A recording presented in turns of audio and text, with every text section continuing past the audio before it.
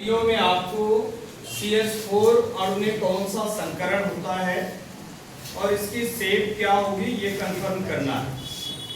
पहले तो ये समझना होगा कि हम जब किसी भी अणु की स्ट्रक्चर को बाई हाइब्रिडाइजेशन कंफर्म करना चाहते हैं तो उसमें हम एक प्रोसेस को फॉलो करते हैं।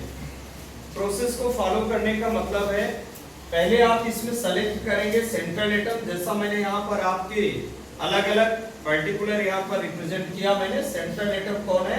इसका कार्बन।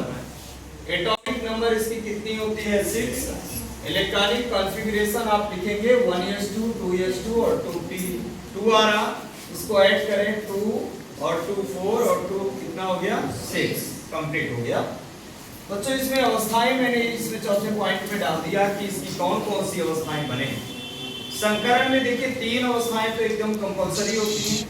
पहली अवस्था का नाम है इसमें कौन सी? Ground stage. According to Hund's law electron fill up कर रहे हैं। दूसरी इसमें अवस्था होती है कौन सी? आपकी एक्साइटेड। एक्साइटेड खैर ये कंडीशन पर डिपेंड करती है। जैसे मैंने यहाँ पर स्ट्रक्चर लिखा C के साथ 4 hydrogen atoms by single covalent bond attached हैं। इसमें हमें ये समझना होगा कि यहाँ पर 4 हाइड्रोजन परमाणु ओवरलैपिंग कर रहे हैं। ये जो बॉन्ड बन रहा है सिग्मा बॉन्ड, ये बाई ओवरलैपिंग प्रोसेस बनेगा। अर्थात ओवरलैपिंग के लिए मैंने आपको बताया कि कंडीशन क्या होती है। एक तो अनपेयर्ड इलेक्ट्रॉन्स होना चाहिए और उनका स्पिन भी अपोजिट होना चाहिए। अर्थात मेरे पास इन हाइड्रोजन परमाणुओं की संख्या के बराबर संख्या में अयुग्मित इलेक्ट्रॉन होना चाहिए, जो कि इसके ग्राउंड स्टेज में केवल 2 इलेक्ट्रॉन्स ही अनपेयर्ड हैं। आप देख पा रहे हैं कि 2 इलेक्ट्रॉन सिंगल सिंगल भरे हुए हैं, यानी 2 इलेक्ट्रॉन्स। तो अनपेयर्ड इलेक्ट्रॉन्स की नंबर भी मैंने यहाँ रिप्रेजेंट किया कि कितनी है? 2। इसके बाद हमने उसे एक्साइटेड स्टेज में लिखा, अर्थात जब आप ऊर्जा देंगे तो इलेक्ट्रॉन एक्साइटेड होगा और 2s ऑर्बिटल का एक इलेक्ट्रॉन निकल करके 2pz में इंटर कर जाता है। यदि आप इसको देखें तो आपको स्पष्ट रूप से 2s में एक इलेक्ट्रॉन, 2px में एक, 2py में एक और 2pz में एक, अर्थात टोटल 4 इलेक्ट्रॉन्स आपके पास अयुग्मित हो गए हैं। यहाँ से बात पूरी होती है। अब आपको संकरण कराना है, तो संकरण इन्हीं कक्षकों में हो रहा, 2s 2px 2py 2pz। यदि आपसे कभी प्रश्न किया जाए CH4 अणु का जब निर्माण होता है उस समय कार्बन परमाणु में कौन कौन से कक्षक आपस में संकरण करते हैं, तो बाई इलेक्ट्रॉनिक कॉन्फ़िगरेशन आप बता सकते हैं कि 2s 2px 2py और 2pz, अर्थात एक s का और 3p के कक्षक यहाँ पर आपस में सम्मिश्रित हो रहे हैं, अर्थात sp3 संकरण होगा। इसके बाद चूंकि संकरित कक्षक बाकी के परमाणुओं के साथ ओवरलैपिंग करते हैं, अर्थात यहाँ पर ओवरलैपिंग हाइड्रोजन करेंगे, सभी अनपेयर्ड इलेक्ट्रॉन्स के साथ ओवरलैपिंग कराई जा रही। जब भी आप इलेक्ट्रॉन यहाँ पर प्रदर्शित करें तो इसका चक्रण जरूर नीचे की तरफ एरो का साइन लगा के ही करें। सिंगल लाइन खींचेंगे तो ये गलत होगा। ये बात आपको ध्यान रखना है कि आप यहाँ जो है तो केवल इस तरह से बना देने से आपका ये जो ओवरलैपिंग स्टेज है ये निश्चित रूप से गलत माना जाएगा। इसके लिए आप इसे हमेशा एरो का साइन बनाएं और ताकि ये पता चले कि जिन इलेक्ट्रॉनों के बीच में ओवरलैपिंग प्रोसेस हो रही है या जिन कक्षकों के इलेक्ट्रॉनों के बीच में उन इलेक्ट्रॉनों का जो चक्रण है वो एक दूसरे के अपोजिट है। अब इसके बाद हम आएंगे संकरण की आकृति को बनाएंगे। थोड़ा सा आप ध्यान देंगे, बहुत सरल है। पहले तो एक s का भाग ले रहा, तो आप s कक्षक की आकृति को जानते हैं कैसी होती है? गोलाकार, नहीं राउंड शेप में, और यहाँ एक्सिस x y और क्या हो जाएगा? z। p के 3 कक्षक हैं, आप तीनों को अलग अलग लिखना चाहेंगे तो ठीक है, और नहीं तीनों को एक साथ कर दीजिए तो भी ठीक है।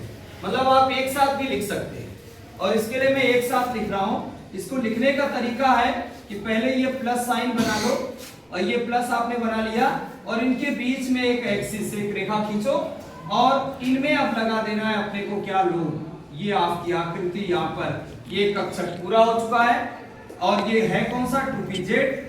इसके बाद आप 2px को बनाएंगे और ये 2px भी बन के तैयार। तीसरा एक्सिस आपको इसमें कक्षक बनाना है, इसी एक्सिस पर आप खींच दीजिए और ये तीनों कक्षक हो गए। बच्चों लिखना चाहते हैं तो 2pz लिख सकते हैं, 2py लिख सकते हैं और इसे 2px लिख सकते हैं।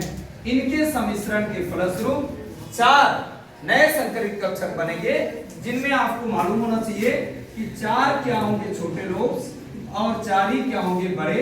मतलब इस तरह की आप जो है तो इसमें आकृति को बनाएंगे। यहाँ पर थोड़ा सा इसको नोटिस कर लीजिए, इसके बाद फाइनल आकृति हम आपको बता रहे हैं। ये बताने का मकसद है कि ये 4 कक्षक बनेंगे और 4 में से 4 आपको बड़े लोब्स दिख रहे हैं और 4 क्या बन रहे हैं छोटे लोब्स।